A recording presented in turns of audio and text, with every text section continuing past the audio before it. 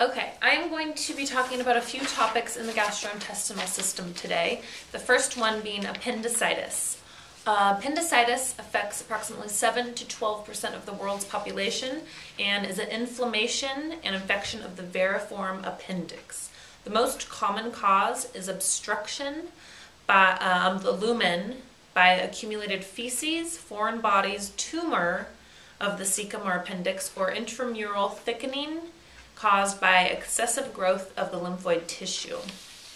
Obstruction usually results in distension, venous engorgement, and the accumulation of mucus and bacteria, which can lead to gangrene and perforation.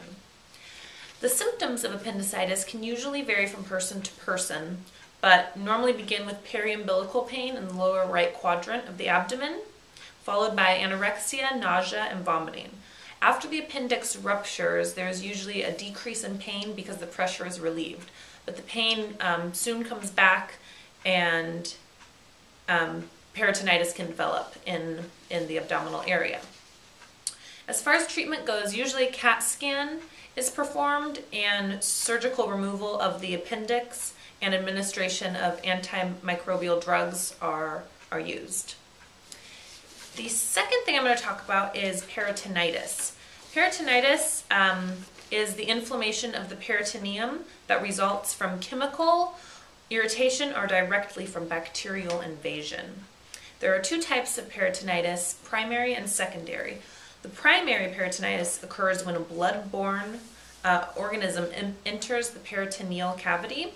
The secondary peritonitis is more common and occurs when abdominal organs perforate or rupture and they release their contents within the peritoneal area, including bile, enzymes, and bacteria. Some of those symptoms include painful, tender stomach, vomiting, fever, tachycardia, and signs of dehydration. Patients also normally lay very still and take shallow breaths because deep breaths cause them a lot of pain. Complications of this include hypovolemic shock, sepsis, intra-abdominal abscess formation, paralytic ileus, and acute respiratory distress syndrome. The treatment usually depends on the cause, but surgery is often required, and drainage is also required to repair the damage.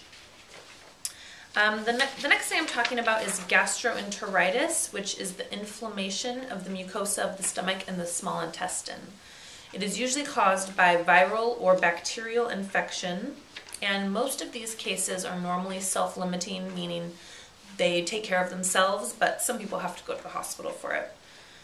The symptoms include nausea, vomiting, diarrhea, mild fever, abdominal cramping, and distension. Most symptoms resolve themselves within a week at home, but treatment includes rest with fluids, and the body is normally able to fight it off itself. Antibiotics can be prescribed once a parasite has been identified, and once the symptoms are taken care of, clinicians recommend the BRAT diet, which is bananas, rice, apples, and toast.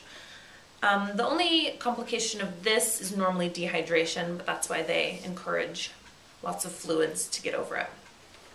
The last topic I'm going to discuss is diverticulitis, which is small bulging sacs or pouches of the inner lining of the intestine that become inflamed or infected.